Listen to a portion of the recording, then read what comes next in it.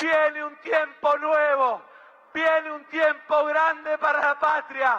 Los quiero arriba del barco, a todos los argentinos de bien.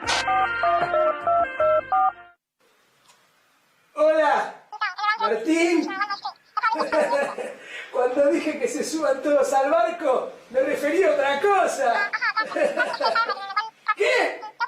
¿Quién te dijo que te vayas en una balsa a naufragar? Ah, deja, yo me ocupo.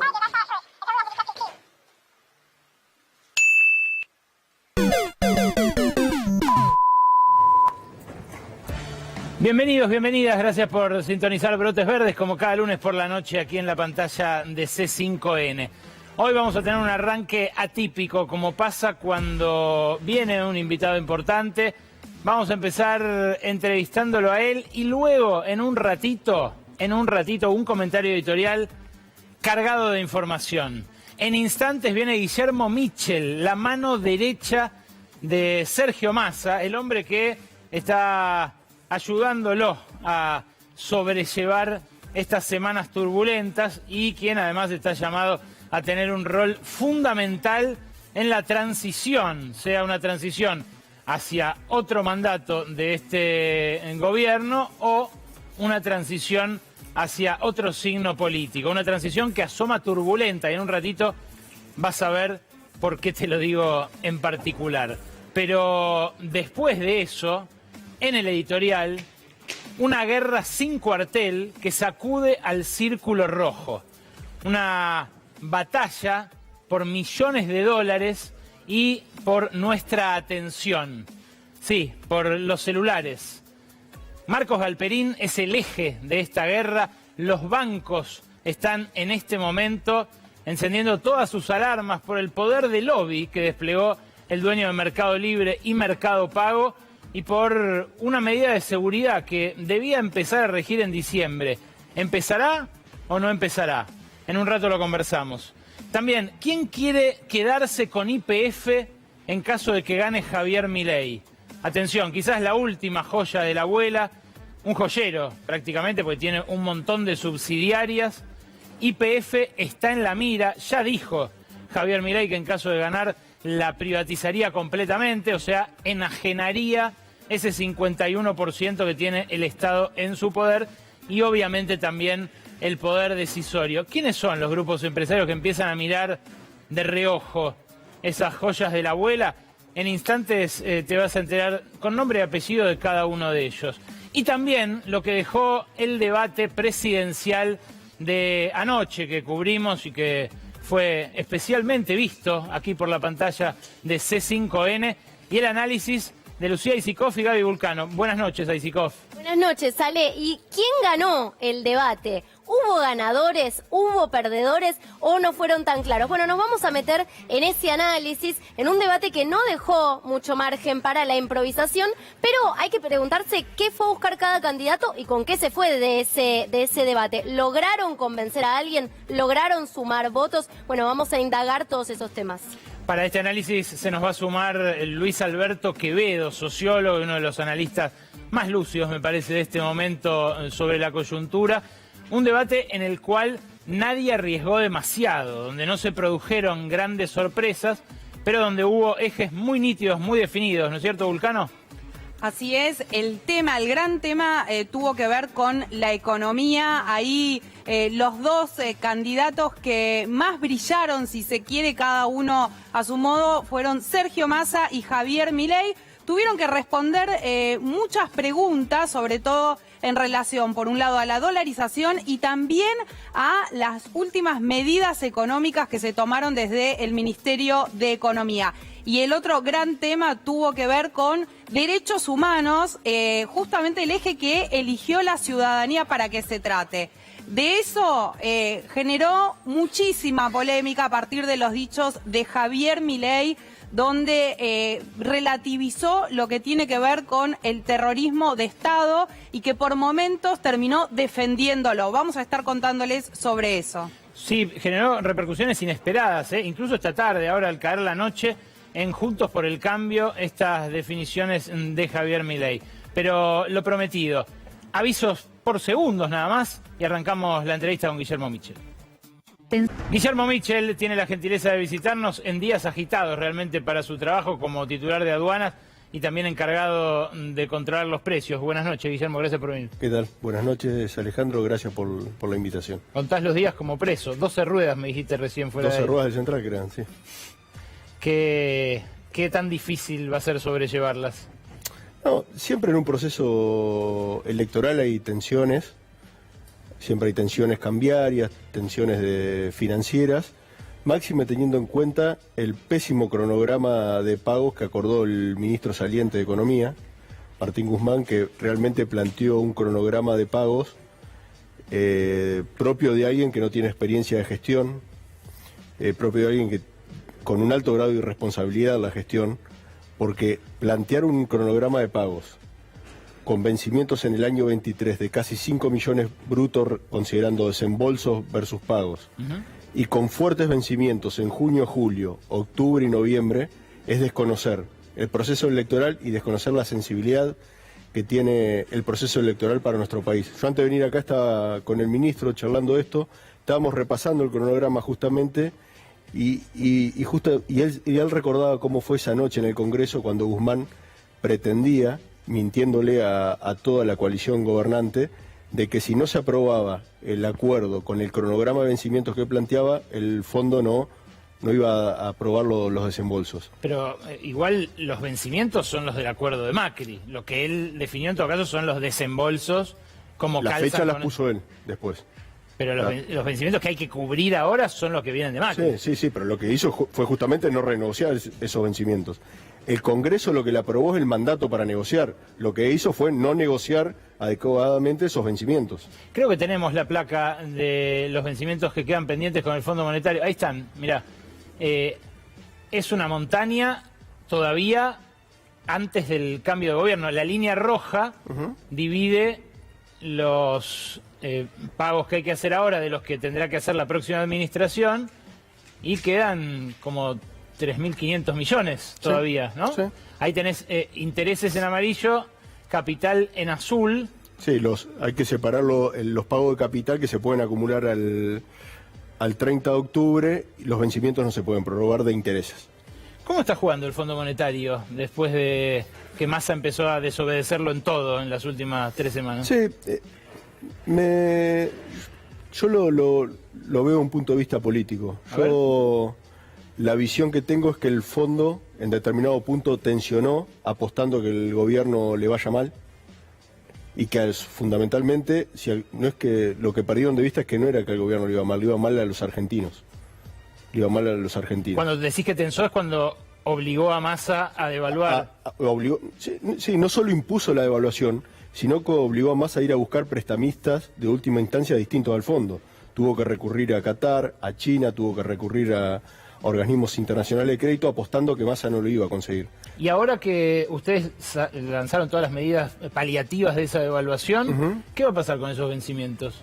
No, los vencimientos están y los DEC para pagar los vencimientos de octubre están. Lo que va a haber, desde mi punto de vista, Massa como presidente, con la fortaleza política que tiene y que va a tener, se va a tener que sentar a acordar con el fondo un esquema distinto que creo yo tiene que estar atado como cualquier empresa. ¿Cómo paga una empresa los desembolsos de un préstamo? Con los ingresos o el cash flow que va teniendo. Esto tiene que ser igual, tiene que estar atado a nivel de exportaciones. Porque no es... fíjate el cronograma que mostrabas recién, sí, que estaba atado de manera incolume a un año con el problema que tuviste con la sequía. La sequía te generó 21.000 millones de dólares de pérdida de exportaciones. Claro, pero eso el fondo lo sabe y decidió no flexibilizar en nada sus metas. Bueno, es lo que hay que volver a negociar. ¿Y por qué lo haría ahora si no lo hizo antes? Cuando tengas la fortaleza política para hacerlo, lo vas a poder negociar. ¿Eso quiere decir que este gobierno no supo usar su fortaleza política para torcerle el brazo al fondo? No hay duda de eso. ¿Y por qué? No me lo tenés que preguntar a mí. Yo creo que el error, y esto lo digo, nosotros como gobierno nos tenemos que hacer cargo. Si vos pones al frente de la cartera económica a alguien sin experiencia, que ni siquiera fue tesorero de una sociedad de fomento en tu país, que lo único que tuvo es la academia atrás, tenías en determinados organismos de control, gente que no controlaba, que se te acumulen 3.000 millones de dólares de cautelares para importar toallas, que tenías maniobras de sobre y subfacturación que venimos denunciando de manera escandalosa, donde tenés pagos de importaciones truchas con allanamientos que hicimos, con allanamientos que vamos a hacer durante estos meses por más de 400 millones de dólares. Te estoy hablando de importaciones truchas, giros de mercadería que nunca se trajo. O sea, tenés que hacer un mea culpa y darte cuenta de que, en el buen sentido de la palabra, el ejercicio del poder de los organismos de control no se desarrolló. Ahora, los organismos multilaterales van a seguir teniendo esa misma opinión política que tuvieron cuando empujaron la devaluación. ¿Por qué habría de pulsear menos el fondo o de ceder ante ese eventual nuevo gobierno? No, bueno, pero porque al final del día acá lo que se sobrepone a todo esto es la capacidad y la fortaleza política de un gobierno. O sea, Massa va a ser un presidente que va a tomar el timón, que va a ejercer o va a capitalizar políticamente el resultado de las elecciones y se va a sentar a negociar con el fondo de otra posición. ¿Por qué aceptó la devaluación pospaso? Es que no fue una imposición. Bueno, él es ministro, ¿no? Bueno, pero la devaluación era, acordate, era, no tenés por qué acordarte, pero te lo digo, era una unificación cambiaria, era el 100% de devaluación. ¿Ellos en algún momento lo expresaron así tajantemente? ¿Está escrito? No, bueno, ellos dijeron que hacía falta una devaluación con eufemismos. Sí, claro. Una unificación cambiaria es una devaluación del 100%. ¿Y eso no lo van a exigir, por ejemplo, el 23 de octubre, si hay un empate o un semi-empate? No. O lo podrán exigir, pero no se va a dar al lugar. También exigían, discúlpame, que no haya medidas que tiendan a generar mayor poder adquisitivo o a, de alguna manera, expandir el gasto. Sí, por eso digo que los desobedeció en todo. ¿Qué hizo Massa? Tomó la decisión de eliminar el impuesto a las ganancias de la cuarta categoría. Yo te he escuchado a vos sabés que te respeto intelectualmente, por ahí no coincido con tu visión que tenés de impuesto a las ganancias, pero es una decisión muy importante de eliminar la cuarta categoría para los trabajadores. Tomó otra medida para mí mucho más trascendente desde el punto de vista de alguna manera, dar mayor progresividad a la matriz tributaria, que es la devolución de IVA. Con el IVA, sí, no hay duda. Para que tomen dimensión, al día 30 de septiembre, sin procesar todas las tarjetas, se le devolvió el IVA a más de 16 millones de personas por 25.000 millones de pesos.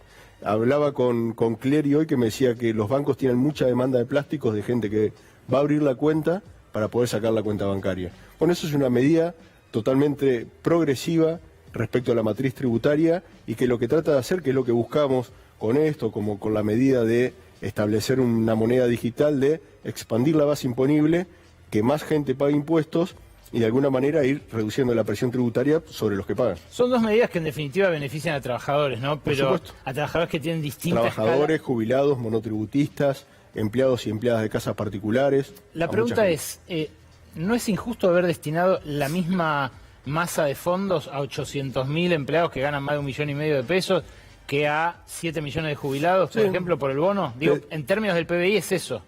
Sí, es un poco menos, porque lo de ganancias tiene otra cuestión, que es como todo el alivio fiscal que le das va a alguien que opera en blanco, eso se recupera vía mayor recaudación de manera elástica. Hay una correlación directa. Bueno, Massa dijo no compren dólares, les pidió, ¿no? A los empleados en relación de dependencia que no van a pagar ganancias. Pero pueden consumir y si consumen van a hacer falta importar más bienes. ¿Vos lo sabés como aduanero? Sí, claro, sí. A ver, eso también es relativo, porque acá lo que hay que buscar es ir a un esquema de sustituir importaciones con determinados productos que se pueden desarrollar en nuestro país. Sí, pero la matriz ya es una. No, pero bueno, vamos a la matriz energética.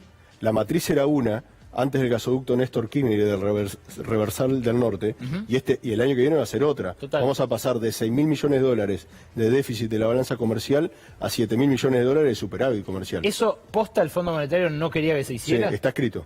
También está escrito. ¿Y qué garantiza que no vayan a bloquear obras de infraestructura el año que viene, en caso de gane Massa? No, si gana Massa no van a bloquear. Massa siendo presidente no va a permitir que se bloquee ninguna obra, menos teniendo en cuenta no solo el impacto directo que tiene sobre la generación de empleo, sino también sobre las consecuencias futuras. La devolución del IVA, decías vos, se hizo ya por 25.000 millones de pesos. En 13 días, 16 millones de personas, 25.000 millones de pesos. El total del universo comprendido es de 20 millones de personas, porque era de 18, pero 2 millones de personas ya entraron a la página AFIP y actualizaron su cuenta de CBU, sus datos para poder acceder al beneficio. El 80% del universo ya está alcanzado por el beneficio. ¿Cómo se puede hacer sostenible o hasta qué punto es sostenible de manera permanente esa devolución de IVA? Porque el IVA es un impuesto injusto, a diferencia de ganancias, que para mí es un impuesto progresivo. Estoy de acuerdo con que el impuesto a las ganancias es justo. Sí. También tengo una visión distinta respecto a el impuesto a las ganancias de cuarta categoría sobre los trabajadores. Ok, esa es una discusión en todo caso jurídica, filosófica. Sí. Ahora, hay plata en juego y devolver el IVA a los sectores más pobres es algo buenísimo.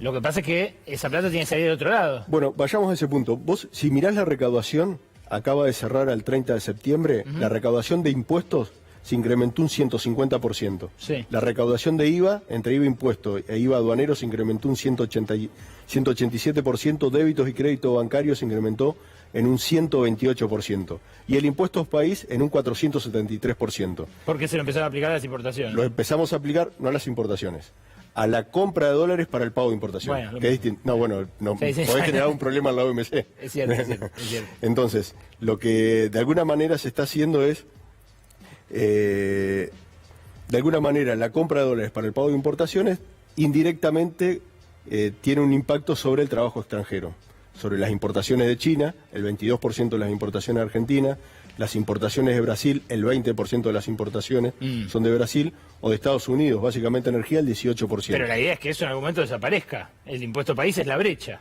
O sea, si en algún momento queremos ir a un... Cuando tengamos una unificación cambiaría, se va reduciendo, por supuesto. ¿Y ahí cómo vas a financiar el IVA y ganancias? Lo que pasa es que, de nuevo, con ganancias y con IVA lo que tenés es una potencialidad de mayor ingreso por mayor recaudación, producto de la medida expansiva, fenomenal.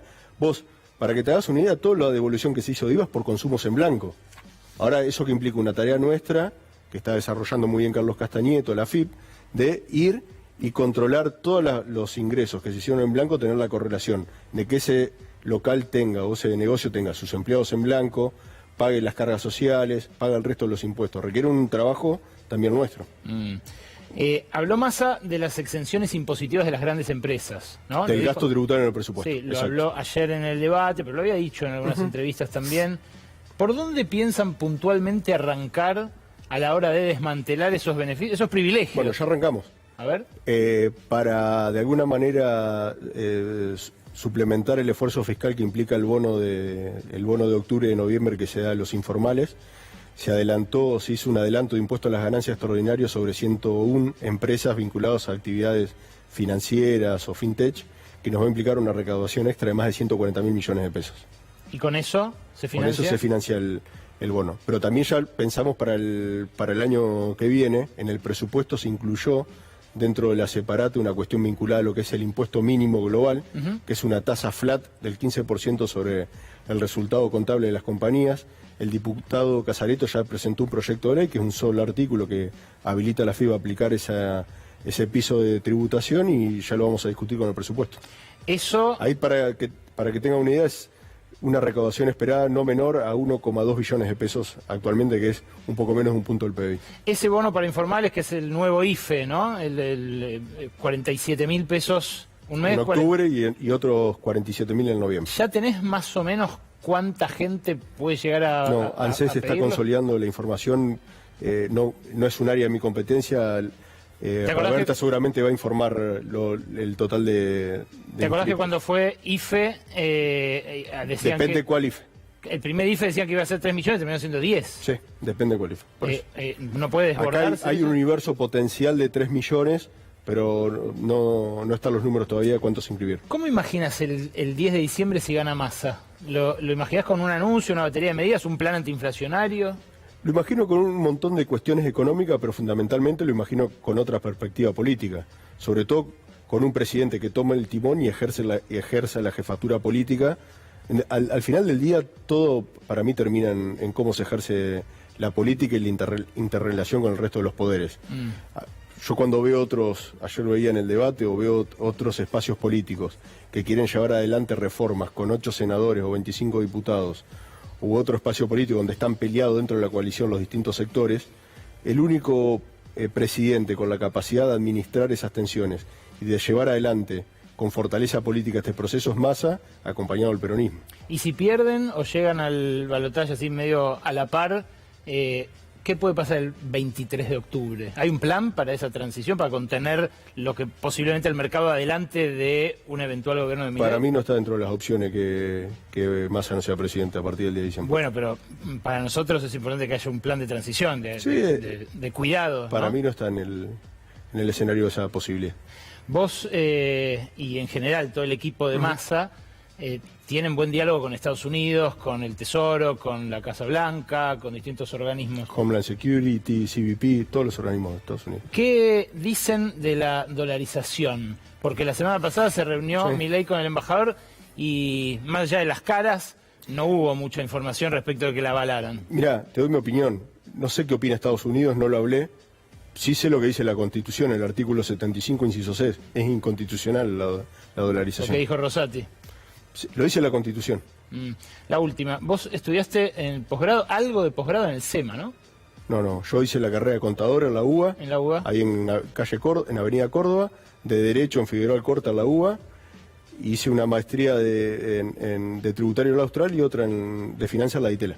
Ah, en la DITELA. Sí. ¿Pero conocés profesores del SEMA, de ahí, Conozco de la DITELA? algunos, sí. Fermo creo que era titular en la DITELA y en el SEMA. Y a ellos, que son el equipo de Milei, ¿los ves con un plan o con pura teoría?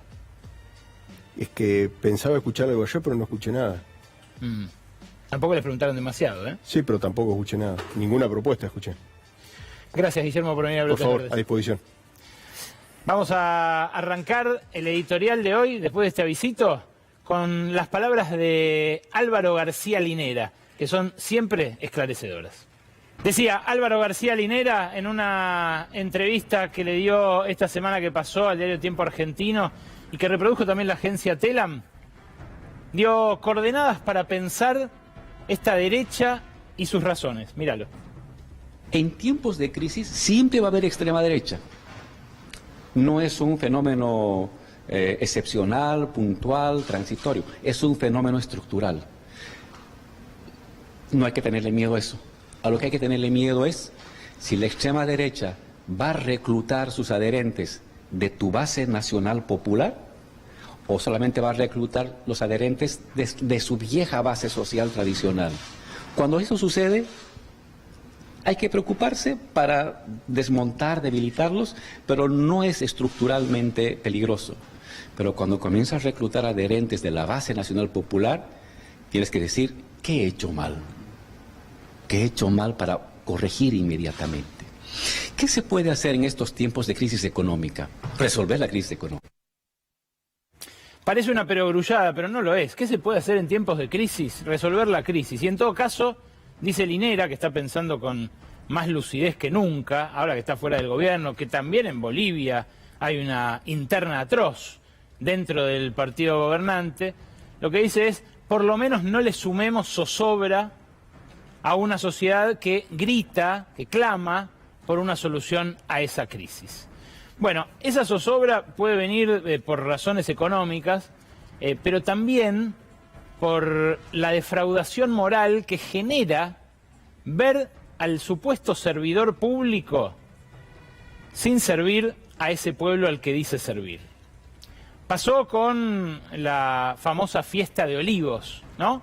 Fue muy poquito antes de las elecciones de 2021 y para pensadores como Alejandro Horowitz, por ejemplo, que acaba de sacar un libro muy interesante respecto de este momento tan bisagra para nuestro país, bueno, fue algo determinante en aquella derrota de hace 2 años. Ahora, esa decepción, ese descontento, parece navegar en yate.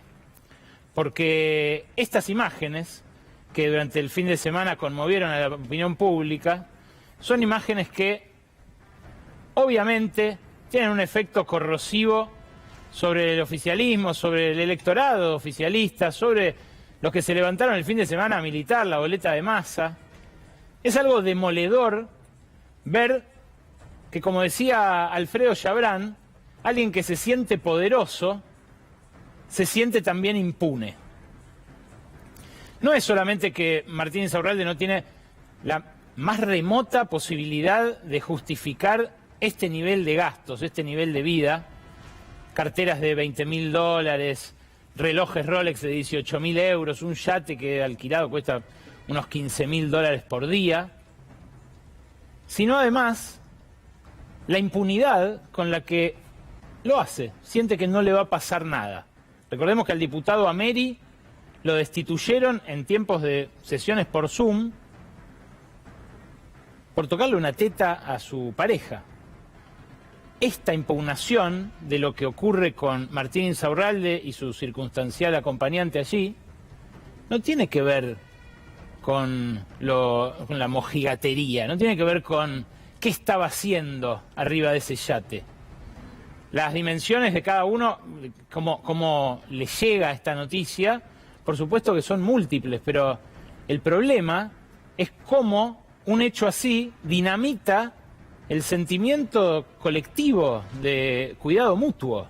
Algo que en la fiesta de Olivos fue muy nítido, pero que ahora, en medio de una crisis en la cual un montón de trabajadores no llegan a fin de mes, tiene características similares. Todavía no sabemos hasta qué punto esta bomba va a impactar bajo la línea de flotación del barco de Unión por la Patria, pero lo que sí sabemos es que viene a confirmar todos los gritos de Javier Milei respecto de la casta. Y claro, es lo que explica que, por ejemplo, en sondeos cualitativos como los que empecé a seguir ahora a falta de encuestas, ¿no? Las encuestas, obviamente, después de haberla pifiado una vez más en las PASO, no son especialmente confiables, pero los sondeos cualitativos que daban una idea de que Milei podía dar el batacazo en las PASO, ahora vuelven a gritar que la gente está harta de determinados comportamientos de casta. Las secretarias y las heladeras llenas en el búnker de un edificio vidriado gigante, lleno de despachos para gente que ya tiene despacho en otro lado. La ausencia de quienes impusieron a Martín Insaurralde a un gobernador que había hecho de la austeridad una ética y una estética. Axel Kicillof, a bordo del Clio, ganó las elecciones, y el que manejaba el Clio fue el jefe de gabinete, a quien, después de la derrota de 2021, ordenaron correr de un plumazo. Desde lo más alto, desde lo más alto, desde la cúspide del Frente de Todos. Bueno, ahora Sergio Massa tiene que atemperar ese golpe. Hay que decir, Sergio Massa en su momento enfrentó a Martín Insaurralde, que era el candidato del kirchnerismo. Hay que decir también, Axel Kicillof no solo resistió que se lo pusieran, sino que también resistió que fuera el candidato a gobernador, primero, que lo querían poner en vez de él, después que fuera el candidato a vicegobernador, que también se lo quisieron imponer, y ahora, en pleno conato de rebeldía, cuando dice hay que entonar nuevas melodías, bueno, aparece este hecho, que obviamente le va a costar la carrera política a Insaurralde, quizás el ostracismo social también, pero que exhibe miserias espantosas y entrecruzamientos también de lo más sórdidos entre el poder político y negocios como el del juego en el conurbano bonaerense. Bueno, la verdad es que cuando la consultora Sentimientos Públicos, que yo vine citando antes de las PASO y que había detectado ese tufillo en el ambiente, pregunta a más de 8.000 personas a través de Internet, pero respetando las proporciones socioeconómicas de la población general, ¿qué espera la gente del próximo presidente? Lo que le responden es esto, mirá. Quiero que las cosas cambien radicalmente de una buena vez, dice el 45,7% de la población. Quiero un presidente con valores similares a los míos, dice el 28% solamente. Un presidente razonable, menos de la cuarta parte, un 22,5%. Y finalmente, quiero que pierda el oficialismo, responde apenas un 3,7%. Me sorprendió esto.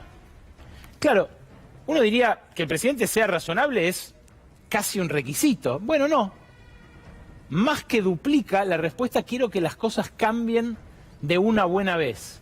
¿Quién no querría que cambien estas cosas, no? El yate, los quiero a todos arriba del barco, dijo Massa el otro día en un acto, y para su desgracia, el barco apareció, y no con todos, precisamente. Ahora, más allá de este ímpetu de cambio, a veces incluso a costa de lo propio, o sea, un cambio a como dé lugar, empiezan a aparecer techos para una expresión de la bronca que parecía encontrar eco en Javier Milei. Y ese techo no es solo para la intención de voto de Milei, también es para propuestas suyas como la dolarización. Preguntó esta misma consultora a sus interlocutores quién está de acuerdo con la dolarización. Y las respuestas fueron estas. Algo de acuerdo y muy de acuerdo apenas suma el 32% de las respuestas positivas, fíjate. Y en cambio, muy en desacuerdo está casi el 38%. Y un 20% dice que no sabe. Refinaron inmediatamente después esta misma pregunta, incorporando la duda. ¿Qué es lo que nos carcome a todos? La duda. Nadie sabe lo que va a pasar dentro de 3 semanas, ¿no? Se lo preguntaron distinto y respondieron esto, mirá. ¿Con cuál de estas frases sobre la dolarización estás más de acuerdo? No lo tengo claro, pero preferiría defender la moneda nacional, dice un casi 31%. ¿Es una medida impracticable que va a destruir la economía? Un 27,5%. No lo tengo claro, pero ante este panorama se podría aprobar, dice un 24%. Y es la única salida para terminar con la inflación, menos del 20%. Fíjate, acá se reduce mucho la respuesta no sé o no contesto porque no tengo elementos para hacerlo. Pero se mantiene un pronunciado sesgo en contra de esta idea que, bueno, antes de las PASO parecía la solución mágica a todo, y a partir de que empezábamos a repreguntar, a preguntar y a preguntar, no solo a Milei, que solo se deja preguntar por sus amigos, sino a el resto de sus economistas, los que orbitan alrededor de él, ¿cómo lo iban a hacer? Bueno, cuando aparecieron 3 respuestas distintas, cuando uno dijo que tenía la plata, el otro no, el otro se fue del equipo, la otra dijo, bueno, es algo para el segundo mandato. Él mismo dice, si me dan 35 años, ni siquiera es par, si me dan 35 años lo voy a hacer, bueno, lógicamente empiezan a aparecer las dudas. Lo preguntó esto también la consultora P4Q, junto con la consultora RAM de Ignacio Ramírez. Y encontraron esta respuesta, mirá. En total, en la población general, el 56% de la gente está en desacuerdo y el 32% está de acuerdo. El 12% no sabe, no contesta. Pero fíjate qué interesante esto. Cómo cambian las respuestas según la edad de quienes responden. Esto está mal puesto ahí la fuente, es de la consultora P4Q y RAM. Es otra fuente alternativa de la que recién te mostraba. Fíjate, más de 60 años, el 72% está en desacuerdo. Los que tienen entre 45 y 60, 7 de cada 10 están en desacuerdo. Entre 30 y 45, el desacuerdo sigue siendo de más de la mitad de la población. Pero entre 16 y 29 años, o sea, todos los menores de 30, que son una porción incompensable del padrón electoral, hay casi un 60% de acuerdo con la dolarización.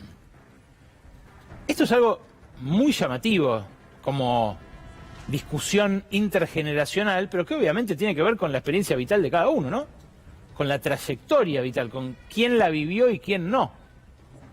Parecido a lo que pasa, lo vamos a ver con Gaby Vulcano en la siguiente media hora, parecido a lo que pasa con la dictadura. Lo que ocurre con la pobreza y con la desocupación en contextos de paridad cambiaria y de dolarización, digamos, que muy parecida a la experiencia que tuvimos en el 1 a 1, es que fluctúan a la par. Fíjate vos, este gráfico que vas a ver ahora a continuación lo mostró Cristina Fernández de Kirchner la otra vez cuando habló en público, después de un largo tiempo, ¿no? De una larga ausencia. Lo que mostró Cristina es que en estos últimos años, ahí ves el periodo que va hasta el 2023, pero que arranca en 2016, o sea, en el principio del gobierno de Macri, lo que mostró Cristina es que venían fluctuando a la par esas dos variables, la desocupación y la pobreza, pero que a partir de la pandemia, a partir del inicio de este gobierno y la aceleración de la inflación, empezaron a ir a contramano. Bajó el desempleo muy fuertemente. Cristina decía, fíjense lo que pasa en Grecia, donde empiezan a laburar 12 horas para tratar de llegar a fin de mes. Bajó el desempleo fuertemente, pero la pobreza se mantuvo altísima. Y ahora, de hecho, está repuntando, a pesar de que el desempleo se mantiene muy bajo. Es algo que los especialistas dicen se debe a la vieja dinámica del ascensor y la escalera. A partir de determinado nivel de inflación, no importa qué recomposiciones salariales haya, el salario real se deteriora. La pobreza aumenta. Hoy 1 de cada 4 trabajadores y trabajadoras son pobres, a pesar de que tienen empleo fijo. En los 90, en cambio, la situación era distinta. Pero fíjate vos qué interesante ver este gráfico. La situación actual es una situación que se parece a la previa a la hiperinflación. Una situación de muy bajo desempleo y de muy alta pobreza en la cual los salarios no alcanzaban.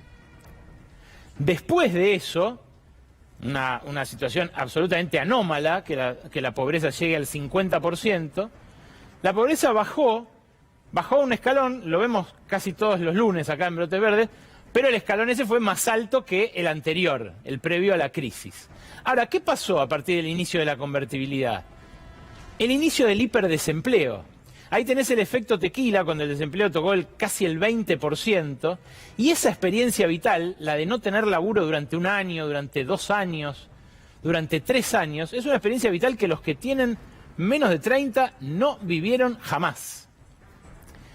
Entonces ahora que volvemos a atravesar una situación parecida, empieza a dejar de importar el empleo y empezó a importar mucho más la otra variable. Pero no se tiene en cuenta que pueden empeorar las dos a la vez y que al cabo de la hiperinflación que sobrevendría a simplemente el anuncio de la dolarización, tendríamos un proceso que yo no sé si francamente, no sé si Javier Milei está en condiciones, con el equipo que tiene y con la precariedad de sus apoyos, tanto internacionales como locales, políticos, sociales, sindicales, empresariales, si tiene la posibilidad de frenar, de contener, incluso para dejarlo en un escalón más alto, porque puede ser algo realmente prolongado, y no es campaña del miedo. Miedo ya me parece que tenemos todos. Lo que ocurre, además, es que en parte ese proceso ya se empezó a producir. Hay un centro de estudios que se llama Exquanti, que procesa los datos del INDEC y entrega un dato que el INDEC no entrega a partir de los microdatos de la EPH. El INDEC da un dato semestral de la pobreza. Pero esta gente, especialistas, muy especializados en esto, obtienen el dato trimestral. Mirá el dato del total de los aglomerados de la pobreza que obtuvo Exquanti para la primera mitad de este año. Ahí no vemos la línea de tiempo, quizás lo podemos alejar un poquito. Ahí está, perfecto. Fíjate que al final, aunque la pobreza marcó un 37% al principio del trimestre comparable con este, y aunque marcó un 40,1% en el primer semestre, o sea, en la primera mitad de este año, mucha gente escandalizada obviamente con ese 40,1%, en el segundo trimestre ya llegó al 41,5%. Es por eso que algunos especialistas consideran que ya ahora, después de la devaluación, estamos en el orden del 43%. Es un nivel muy parecido al de las últimas grandes crisis de la Argentina, curiosamente con un desempleo bajísimo. Ayer el candidato que parecía el candidato a la presidencia de Córdoba, Juan Schiaretti, habló muchas veces en contra del del AMBA, ¿no? Destacando los privilegios del área metropolitana de Buenos Aires. Bueno, el conurbano bonaerense tiene la mayor concentración de pobres de la Argentina, en parte por el trato discriminatorio que recibe la provincia de Buenos Aires en términos impositivos, lo que hace que sea todo el tiempo dependiente de los giros de la nación. Fíjate la pobreza en el conurbano bonaerense medida por esta misma consultora. Ahí la pobreza dio 47%, un escandaloso 47% en la primera mitad de 2023, pero el trimestre que cerró en junio dio muy por encima de eso, 48,2%. Si proyectamos la misma dinámica que la nacional a este verdadero bolsón de pobreza que tiene la Argentina, que es el conurbano de la ciudad de Buenos Aires, tenemos que ya más de la mitad de la gente es pobre. Repito, es muy fuerte como dato social. Y obviamente es un condicionante innegable para la dinámica política de estas elecciones. Sería realmente un caso de estudio que un gobierno como este consiga un periodo más.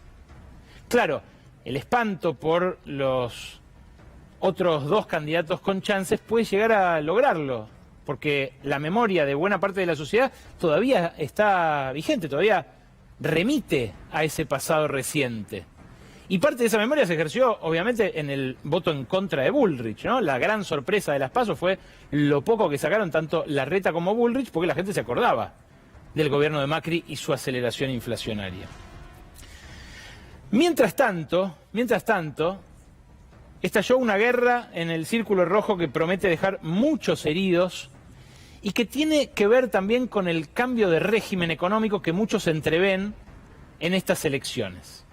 La guerra es entre los bancos y Marcos Galperín, el dueño de Mercado Libre y de Mercado Pago, que es su unidad de negocios más dinámica, era 2/3 de sus ingresos, ahora ya es cerca del 80%, aporta más o menos la mitad de su facturación en la plataforma de pagos. Y claro, esto es algo que recién empieza, es de uso muy reciente el pago electrónico. La semana pasada se produjo una serie de hechos muy extraños. Primero se conoció una medida del Banco Central que obligaba a las billeteras electrónicas a tener un paso más de seguridad a partir del 1 de diciembre. Cuando uno pone a ingresar dinero en la aplicación de Mercado Pago o en otras aplicaciones, se dispara un mecanismo que se llama débito inmediato, DEBIN. Algo que Galperín descubrió que era una forma muy práctica de hacerlo en un mundo, en un ecosistema en el cual un clic es de vida o muerte. Lo que buscan las billeteras es simplificar todos los trámites para que uno se vuelque a hacerlo por el teléfono, cosa que antes la mayoría de la gente no hacía, a pesar de que estaba la posibilidad tecnológica de hacerlo. Bueno, protestó Galperín por Twitter desde su autoimpuesto exilio fiscal en Uruguay y con solamente un tuit puso a bailar a toda la banca que estaba acostumbrada siempre a ser la que gana en el juego del lobby feroz. Después de ese tuit empezaron algunas conversaciones entre el gobierno y Galperín, por interpósita persona, porque Galperín no solamente vive en el exterior, sino que no habla con las autoridades argentinas. De algún modo se emancipó, de algún modo cumplió con el sueño de Milei, ¿no? De no tener regulación, de estar libre, como dice el nombre de su empresa. Libre él, por supuesto, libre de cobrarles, por ejemplo, comisiones del 8% a personas que venden con su plataforma, a pesar de que estén en la más absoluta pobreza, cuando quieren disponer del dinero de forma inmediata, y él lo convierte en un préstamo hasta el momento en el que se liquide la operación. Pero lo interesante es que Sergio Massa, el ministro candidato, sacó un tuit diciendo: yo no estoy de acuerdo con esa medida de seguridad que le quiere exigir el Banco Central a Mercado Pago. Y ordené que la den de baja a cambio de que ellos bonifiquen una serie de comisiones que son realmente usurarias en muchos casos, a mí me ha tocado pagarlas, y que, bueno, no tenían gran regulación hasta ese momento. Uno podrá decir, bueno, Massa saca una medida de seguridad que le molesta mucho a Galperín, pero le consigue plata a la gente, enhorabuena. Fue raro el pacto porque al final, en el directorio del Banco Central el jueves, no pasó nada. Decidieron mandarlo a una comisión de estudio, como decía Perón, ¿no? Si no querés que avance un tema, armá una comisión. Pero Massa ya prometió que va a revertir esa medida de seguridad. Y los bancos, obviamente, están que trinan, porque a ellos sí les exigen que uno valide la identidad, ponga la cara, reconocimiento facial, huella, clave y no sé qué. A Galperín le iban a empezar a exigir a partir de diciembre que una sola vez se haga eso para habilitar una vía para ingresar dinero a la billetera electrónica, a la plataforma. Pareció imponerse el intocable Galperín, pero la medida por ahora sigue vigente. Ahora los banqueros se preguntan otra cosa. Este anticipo de ganancias del que recién nos habló Guillermo Mitchell, que van a pagar los bancos, que van a pagar las financieras, que van a pagar algunas billeteras electrónicas y fintech también, ¿se va a aplicar a Mercado Libre? Porque en la resolución general 5424 de la AFIP, en el artículo 4, dice, en aquellos casos en que se haya declarado un resultado impositivo por una o más actividades promovidas, el contribuyente podrá deducir del pago a cuenta el monto correspondiente a la desgravación por esa actividad. O sea, Galperín, que ya tiene los beneficios de la ley de la economía del conocimiento, le descuentan cargas laborales, le descuentan impuestos a las ganancias, podría ahora no ser de quienes financien el IFE para los informales, porque goza justamente de los beneficios de ser proporcionado. Hay algunos que ganan siempre. Fíjate que Pierpaolo Barbieri, el jefe de Ualá, no está de acuerdo, no está en esta con Galperín, porque él ya usa esas medidas de seguridad para su billetera. Y sin embargo, dijo esto. En una entrevista con Bloomberg Línea la semana pasada, fue el primero que dijo que la dolarización sería positiva para el crédito. Y mira lo que dice adentro de la nota. La dolarización sería realmente muy positiva para el negocio. Creo que los bancos podrían otorgar préstamos a más largo plazo. Y sigue. Dice también, la oportunidad de otorgar préstamos en lugares como Argentina es enorme porque hoy en día solo el 7% tiene acceso al mercado formal y eso en una economía dolarizada aumentaría mucho. Fíjate, acá están Paolo y Pierpaolo. Paolo Roca, Pierpaolo Barbieri. Una coincidencia que se llamen así ambos, que se parezcan sus nombres, pero el dueño de Techint es uno de los grandes ganadores de todos los últimos ciclos económicos, digamos desde la dictadura para acá, ¿no? Se ha beneficiado con la privatización de Somisa, se ha beneficiado con la internacionalización después de Techint, abrió en Brasil, abrió en México, empezó a derivar ganancias de acá hacia allá para comprarse esas subsidiarias. Tuvo a la Argentina de su lado, al gobierno argentino, cuando le expropiaron Sidor en Venezuela. Y ahora es uno de los que acaricia la posibilidad de quedarse con retazos de YPF en caso de que Javier Milei cumpla con su promesa de privatizarla. Estuve la semana pasada consultando distintas fuentes del mundo petrolero y estos pozos que vas a ver aquí a mi lado, los pozos de petróleo de YPF, tienen la posibilidad de quedar bajo la órbita de Techint, que es el único con espaldas para quedarse con la nave nodriza. Lo que dicen en realidad los asesores de Milei es que primero la desguazarían, venderían YPF Agro, YPF Luz, YPF Litio, Profértil, Metrogas, todas las que dependen de YPF o en las que tiene alguna participación accionaria.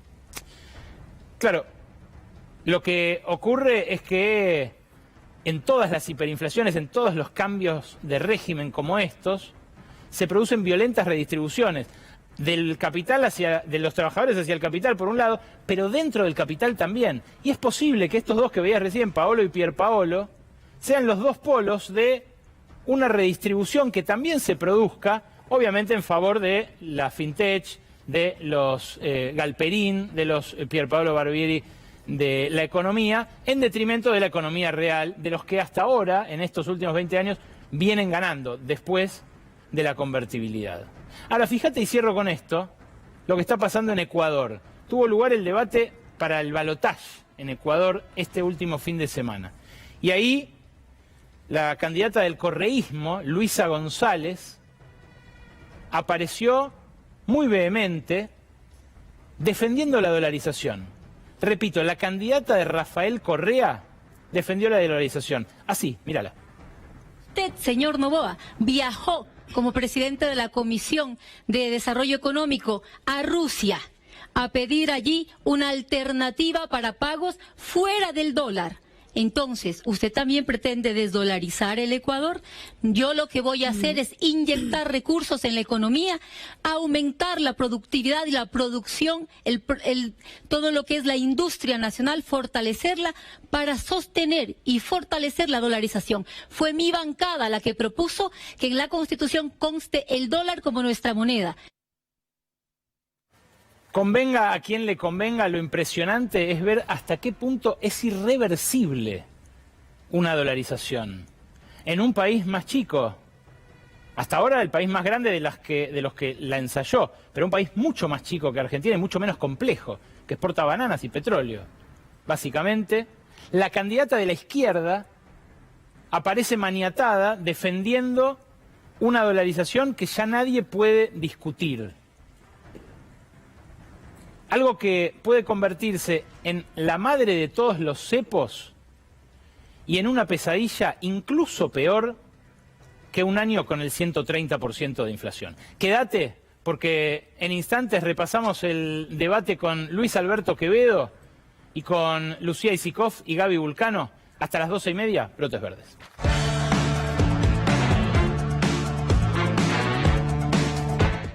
Beto Quevedo, gracias por unírtenos esta noche aquí en Brotes Verdes. Un placer. Estamos con Gaby Vulcano y con Lucía Isikoff para analizar lo que dejó el debate. Tu último libro con Nacho Ramírez, Polarizados. Sobre polarización, sí. Hablaba de la grieta. ¿Cuándo lo sacaron? Hace 3 años, sí. Bueno, cambió mucho esa dinámica, ¿no? Medio que la grieta ya fue o se corrió. ¿Qué pasó? Yo creo que la dinámica de la grieta fue que la aparición de la figura de Milei redibujó el panorama político y entonces Milei armó otra grieta que es poner en un polo a la casta, o sea, juntó a kirchnerismo, antikirchnerismo y ponerse en la vereda de enfrente él como la renovación, no de la política, la renovación de una dirigencia que no siga esas características de la política. Entonces la grieta quedó encerrada allí adentro de una manera bastante desdibujada y, por ejemplo, en el debate de ayer, la única que trata de reivindicar esa grieta es Patricia Bullrich, ¿no? Hablando del antikirchnerismo, algo que no está en el ambiente ni político ni social. Ni siquiera con un caso como el de Insaurralde fresquito, ¿no? Por ejemplo, ese caso que no tuvo ayer la trascendencia que me parece que debió tener. Totalmente. Es algo que hablaba hoy con Gaby Vulcano en la radio, pero que seguro que se refleja en los recortes que seleccionaron mis compañeras para analizar. No sé quién quiere arrancar. Bueno, arranco con lo que te proponía al principio, ¿vale? Que es pensar si hubo o no hubo un ganador en la noche de ayer, o bueno, un poco también si no hubo un perdedor en ese caso, repasando un poco qué es lo que pasó con cada candidato, muy brevemente. Podemos pensar en un Massa que de ese debate sale relativamente entero y digo, pensar qué es lo que fue a buscar cada candidato y con qué se fue. Massa, después del caso Insaurralde y cómo está el país, la economía y la crisis, sale, entero y tiene una habilidad Massa para sortear todo tipo de obstáculos en ese debate. Después Milei, me parece, arrancando por los candidatos más competitivos, ¿no? Milei, la verdad es que ya que no haya tenido una suerte de brote y que se haya dedicado a leer casi todo lo que dice, no se salió del libreto para lo que se especulaba con los días previos y toda esta operación que se generó, según él, según la gente de Milei, desde el espacio de Patricia Bullrich para querer mostrarlo como un inestable, desequilibrado. Bueno, no sucedió, al menos no de ese modo. Y después Patricia Bullrich, que la traían recién, la realidad es que para mí fue la perdedora de la noche, porque si uno piensa qué es lo que fue a buscar, era la que estaba más presionada por romper, de algún modo fue efectiva en romper esa polarización que se empezó a generar al principio del debate, Milei versus Massa, un poco la puede romper, se puede imponer ella, pero digo, ¿para qué? Porque Patricia Bullrich trastabilló mucho en todo el debate, no logró instalar ninguna idea y para mí no ganó ningún voto en esto. Y ahora sí, pasando a los últimos dos candidatos, y un Schiaretti que no se logra meter en la conversación, pero también, ahí vuelvo al principio, ¿qué es lo que buscó cada uno? La gente de Schiaretti dice que lo que él estaba buscando era ser más conocido, que se hablara de él. ¿Se logra o no se logra con estos memes? Digo, puede llegar a haber tenido algún tipo de efectividad en ese sentido, con los memes de Córdoba. Y Miriam Bregman, y así ahora sí vamos a ver un poquito de eso. La realidad es que Miriam Bregman logró desde su debilidad política, de ser una candidata con muy pocos votos, tener un poco más de frescura en un debate robotizado prácticamente. Bueno, la única que hizo retroceder a Milei, salvo el momento en el que Massa lo obliga a pedirle disculpas al Papa, ¿no? Totalmente. Bueno, vamos a ver un fragmentito de Miriam Bregman y cómo lo enfrenta Milei en el debate y con esto, ¿no? Con un tono un poco más fresco que los otros candidatos. Porque Milei llega hasta acá hablando contra la casta. No es casta, pero hace alianzas con Barrio Nuevo. No es casta, pero le arma las listas a Sergio Massa. No es casta, pero lleva una vicepresidenta de la casta militar. No es casta, pero ya se mudó a un barrio privado, como muchos de los políticos que él critica. Milei es un empleado de los grandes empresarios, que han ganado millones en estos años, algunos viviendo del Estado, y con él esperan ganar mucho más. No es un león, es un gatito mimoso del poder económico. Muchas gracias. Claro, fue tendencia, ¿no? Una de las frases de la noche y la dejó Miriam Bregman. Pero también, bueno, ahí también si uno plantea quién ganó y quién perdió, discursivamente, desde su estilo y su práctica mediática tan habitual, Miriam Bregman ganó. Ahora, ¿ganó votos o no ganó votos? Esa me parece que es la pregunta de fondo. ¿Le hace mella esto, Quevedo, a un candidato como Milei? Sí, yo creo que Milei no tuvo un buen desempeño. Yo, más que pensar en ganadores o perdedores, pienso en cómo se movieron en un debate que a la ciudadanía le importó. Y quiero decir que en el... 42 puntos de rating. 42 puntos de rating sí. es un récord. En el 2019, que fue un gran debate, tuvo 30 puntos, de rating. Y ayer hubo el 73% de encendido. O sea que la sociedad estaba expectante. Total. Un debate a veces vale por una frase, por ejemplo esta, ¿no? Yo creo que Miriam Bregman se sentía más cómoda, más fresca, como bien decías, entre otras cosas porque tenía experiencia en debates. Los otros cuatro nunca habían estado en un debate y un debate pone nervioso a los candidatos. Sí, claro. La manera en la ver cual... a Bullrich, ¿no? Sobre todo a Bullrich. Pero la manera en la cual se defendió Milei, que yo estoy de acuerdo, fue refugiándose en un texto. Leyó mucho y trató de contenerse para apretarse detrás del texto. Pero no es el Milei que esperábamos. Milei es un hombre de la televisión. A Milei lo queríamos ver como se lo ve en los estudios de televisión, que se pone nervioso, que grita, que se ha encendido, etcétera. No, se apagó. Para mí eso no le rindió. Mirá. En el caso de Bregman me parece que introdujo el humor, introdujo la cosa más fresca. Eso sí le rindió. Si después van los votos o no es otra cosa. Pero me parece que desde el punto de vista del desempeño del debate, Bregman estuvo muy bien. ¿Sí? Gaby Vulcano. Sí, yo ahí creo que por un lado comparto la mirada que tiene Luis respecto a que Milei estuvo deslucido, se lo notó más tranquilo, algo que algunos esperaban, pero al mismo tiempo lo terminó de desperfilar un poco, por lo menos en el marco del debate presidencial, y sobre todo porque terminó de alguna manera siendo uno más de todos los candidatos y la que terminó destacando justamente por el humor, por notarse mucho más relajada, más cómoda en el debate, justamente porque también tiene mucho ejercicio en eso, es Miriam Bregman. Ahora, es cierto que no podemos hablar en términos de ganadores y perdedores, pero si quisiéramos utilizar esos términos, para mí el que apareció como gran ganador de la noche fue Sergio Massa. ¿Por qué? Yo creo que en realidad no es por mérito de él, no es por nada de lo que él expuso ni dijo, sino básicamente porque sus contrincantes en ese debate no aprovecharon dos temas que creo que eran obvios, con los que iba a Massa con cierto temor, que tenía que ver, por un lado, con la economía. Él es ministro de Economía, es el único funcionario de ese debate, y no me parece que no supieron aprovechar los cuestionamientos justamente a la economía, a la inflación. Si bien hubo algunos cruces respecto a eso, no lo supieron aprovechar tanto nuestros candidatos. Y el otro gran tema tiene que ver con, si se quiere, esta polémica, este escándalo con Martín Insaurralde, porque que varios creían es, van a ir directo a pegarle con eso. Miriam Bregman lo mencionó 2 veces, Patricia Bullrich lo mencionó solamente una vez. Milei decidió no hablar del tema directamente, que era casi un ejemplo servido, si se quería, para hablar de la casta, las imágenes que estuvimos viendo de Martín Insaurralde, y decidió no usar esa carta en ese lugar. Aunque sea como hipótesis, Gaby, ¿qué pensás vos de eso? ¿Crees que se trata de un pacto explícito, más o menos explícito, o que es simplemente lo que decía Luis, que se corrió la grieta y que eso ya no garpa?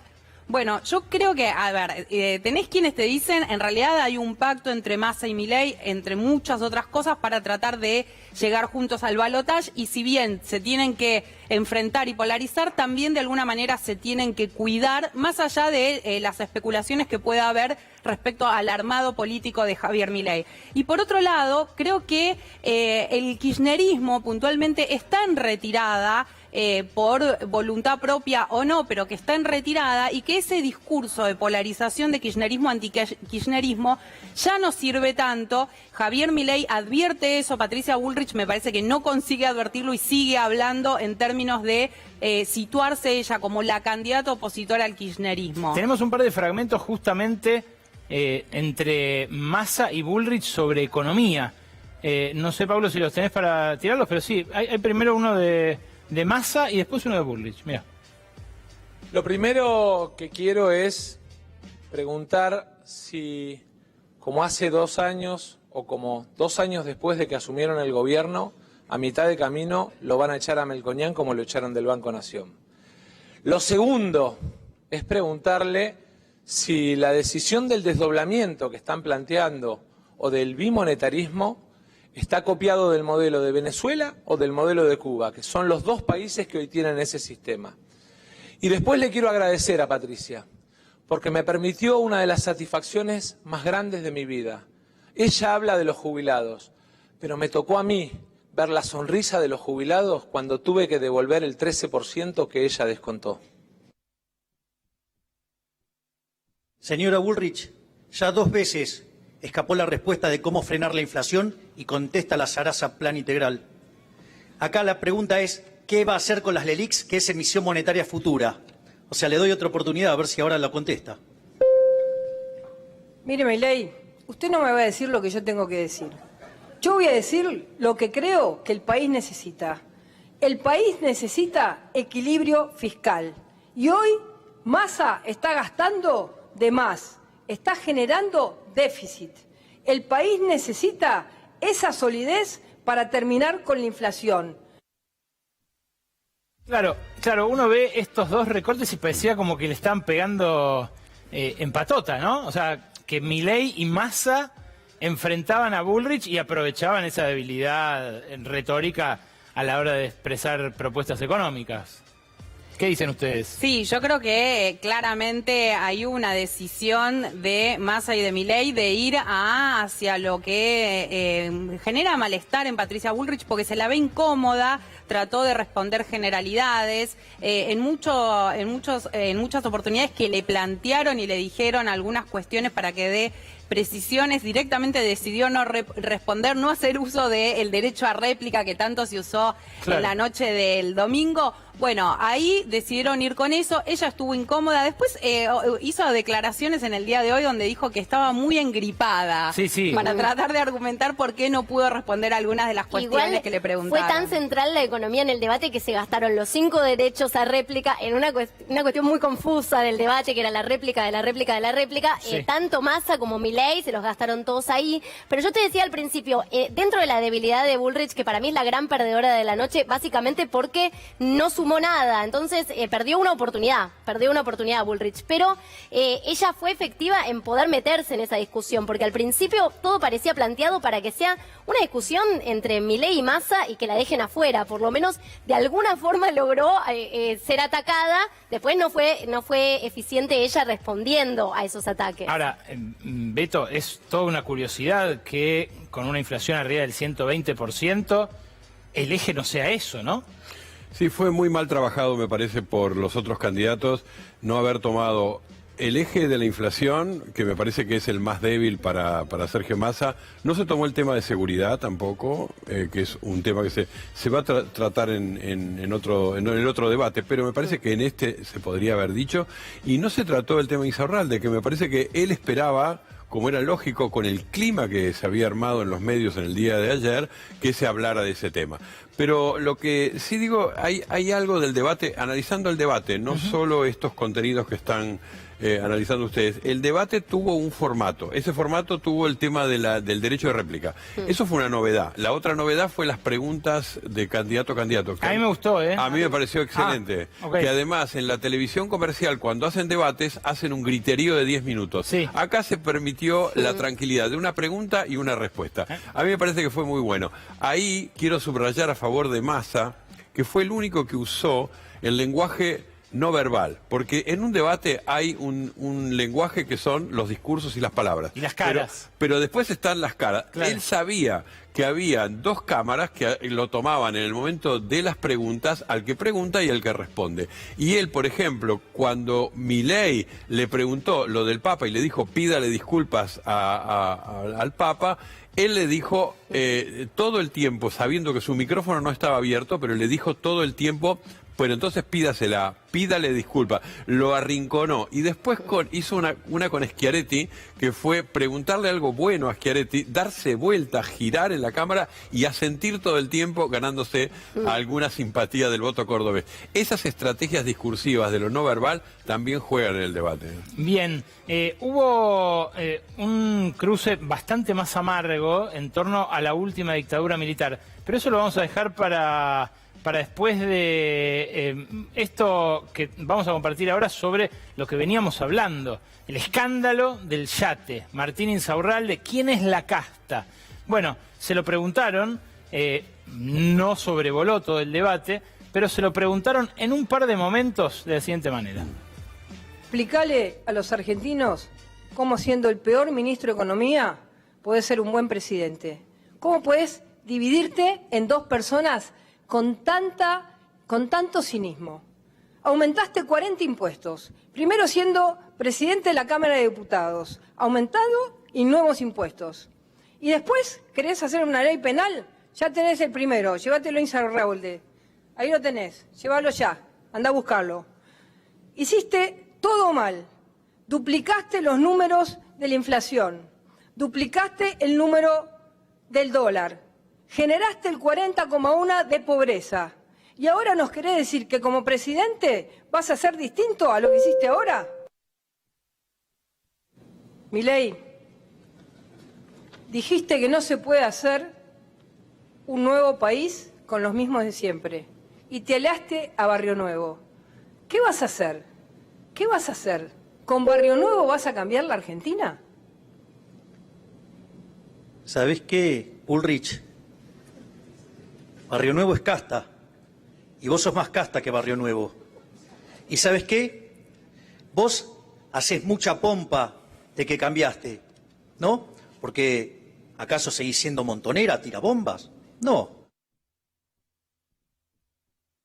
Claro, esto abre un poco el próximo capítulo, el que vamos a hablar de los 70, pero básicamente lo que se discutía ahí es quién forma parte de ese establishment político que la gente no aguanta mientras las penurias económicas se apilan en su bolsillo, ¿no? Hay una novedad, dale, porque hasta ahora Milei hablaba en contra de la casta siempre. Y ahora dice, es casta, está bien, lo tengo Barrio Nuevo, que me organizó un acto, es casta. pero Menos vos que sos vos, más casta. claro, sí, sí. Entonces, Una digo, respuesta a ella medio infantil. es bastante extraña. Estaba la respuesta incómodo, ¿no? como la dio. Se Sí. mostró incómodo con esa pregunta, no le gustó, titubeó un poco, demoró más de la cuenta. Me parece que a él no le conviene este preguntas y respuestas, porque él no está acostumbrado, su entrenamiento televisivo, que es mucho, está acostumbrado siempre a hacerlo con conductores y conductoras que solo lo alaban. Entonces, en este caso, que no lo dejan hablar y que le cortan el tiempo y que además le hacen preguntas incómodas, aparece otro Milei, ¿no? Un Milei incómodo. Por eso decías que estuvo incómodo, pero por lo menos no se deschavetó.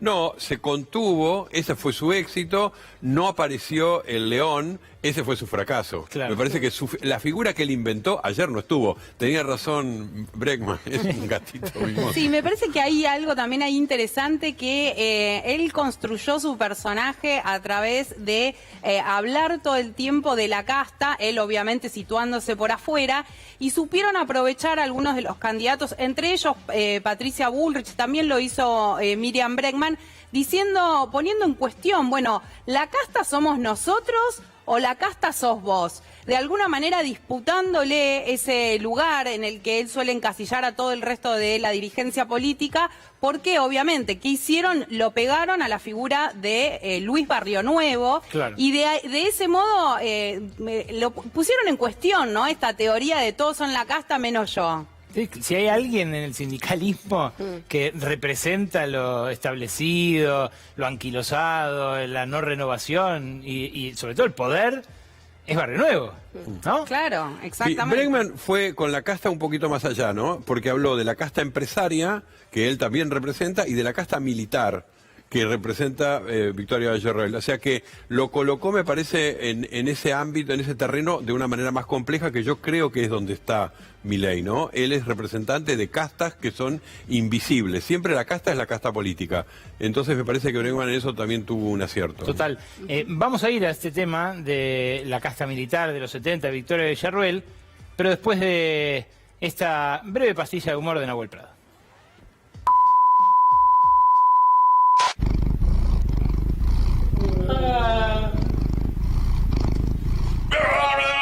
¡Meconial! ¿Qué? ¡Puto! ¡No entiendo! ¡Chuta, puto! ¡Meconial! Pero si es un gatito mimoso. ¿Paro? No, seguí. Estaba ronroneando, no entendía si era la motosierra.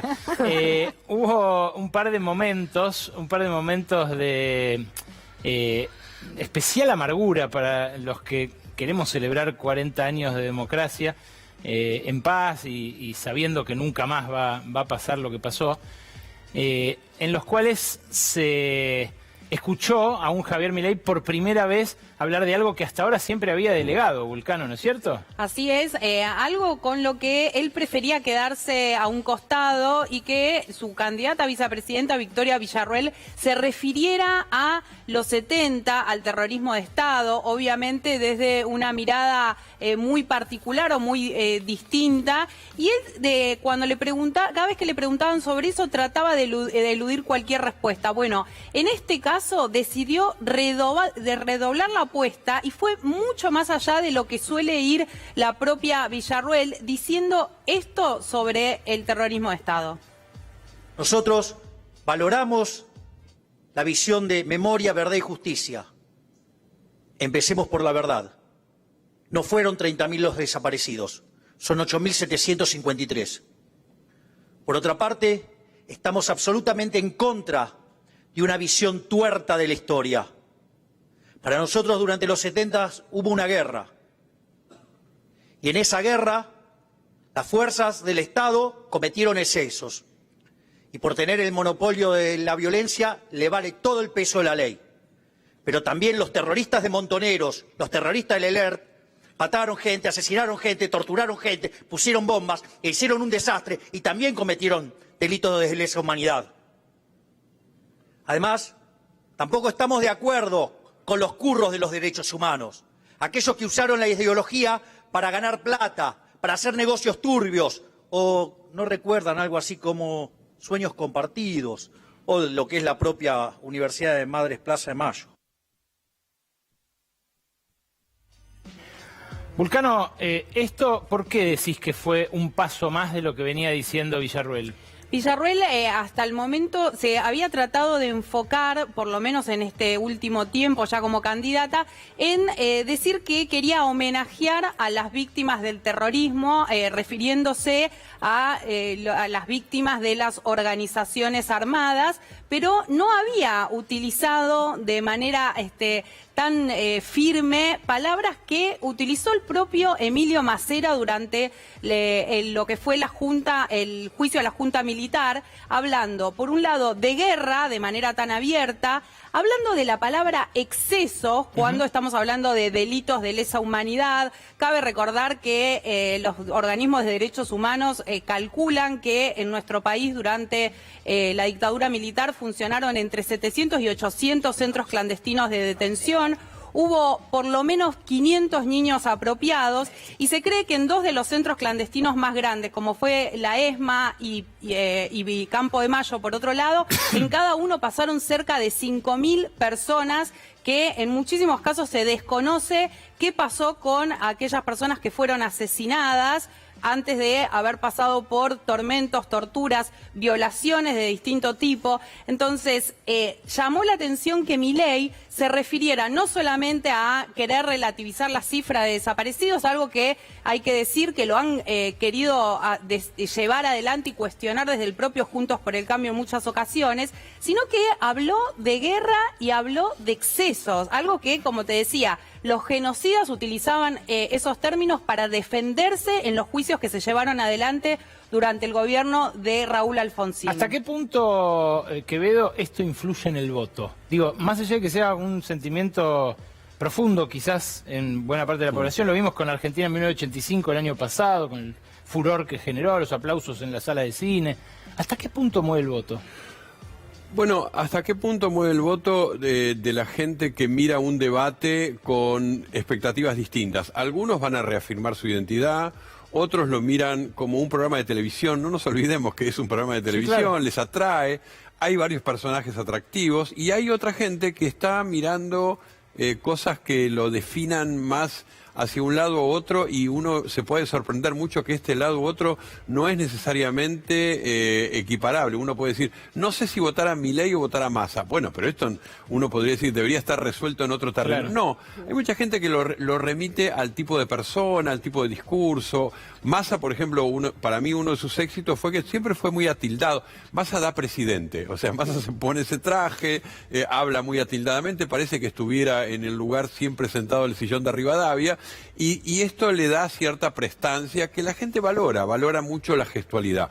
¿Definen los votos, los debates? No, a veces definen por la negativa. Hay algunos candidatos que pasan algunos papelones, que son perdedores. Ayer fue un debate bastante parejo, fue un debate bastante aburrido, fue un debate sin mucho humor, pero hubo buenos momentos. Esos momentos para mí perjudicaron a Patricia Bullrich, y de las personas beneficiadas creo que estuvo Sergio Massa y que fue Miriam Bregman también beneficiada. ¿Dónde más pusieron la lupa, Isikov? No, sobre lo que decían, retomo apenas y vamos a Patricia Bullrich, sí, que también se expresó sobre este tema.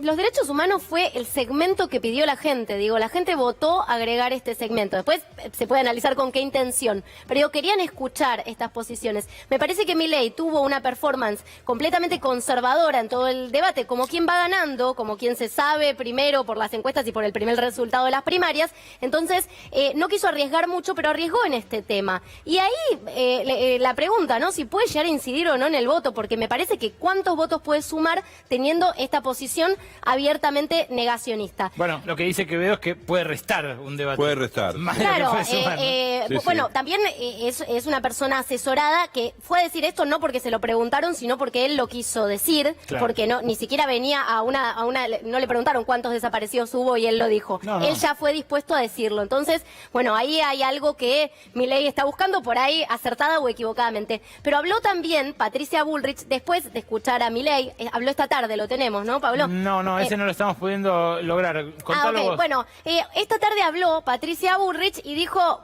hasta acá, porque una cosa es hablar de lo que hizo la guerrilla, que también murieron gente por Montoneros y por el ERP, que eso es básicamente lo que dice Villarruel, pero otra cosa es reivindicar o defender, como hizo Milei, la dictadura, claro, y poner en duda, ella no dice el número de desaparecidos, pero dice poner en duda que haya habido una dictadura misma. Totalmente. Claro, entonces lo que sale dice, a diferenciarse. Es que lo que dice Bullrich es con todo tino.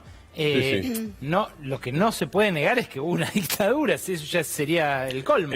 Hay que aclarar que en otras partes del mundo, como por ejemplo Alemania, donde hay una ley contra el negacionismo, una persona por tener los dichos que tuvo Milei aquí tiene que dar cuentas en la justicia, o sea... acá se habló de la posibilidad de que en algún momento se pueda votar una ley contra el negacionismo. Ahora, me parece interesante pensar, porque algunos creen, bueno, este tema no garpa porque es un tema del pasado, no sirve. Yo creo que sí es un tema claramente que está anclado en el presente, por algo Milei decidió decir esto, algunos dicen quiere fidelizar su voto, pero creo que también corrió el riesgo de perder algunos votos donde dicen, bueno, volver a discutir los 70 me parece que no da. ¿Con qué expectativas llegas al domingo que viene y qué crees que puede moverse de acá hasta el 22? Yo creo que estos debates son de dos tiempos, ¿no? Hablando futbolera, hay un partido de ida y un partido de vuelta. Claro. Faltan los 90 minutos del partido de vuelta. Creo que en el partido de vuelta, el domingo próximo, va a haber más riesgo. Creo que Patricia Bullrich sabe que está mal y que va a tener que hacer una estrategia diferente. Creo que Milei también no debe haber hecho una buena evaluación de lo suyo. Yo espero que haya un poco más de cruces y de intercambios con algunos ingredientes que nos den material para pensar después, que un debate también es un momento en el cual se conoce a las personas, se conocen sus reacciones. Falta humor, falta repentismo, falta algo que dé color al debate. Nos quedamos con poco de eso y yo creo que en el próximo domingo va a haber más. Gracias por venir, Luis. Un placer. Gracias, Gaby, gracias, Lu. Completísimo informe. Yo espero un poco más del cómo del debate del fin de semana que viene. Pero veremos si da tiempo para eso y veremos también si son sinceras las respuestas. A ustedes las esperamos el próximo lunes, como siempre, a las 23 hasta las 0:30, acá en Brotes Verdes. Chau.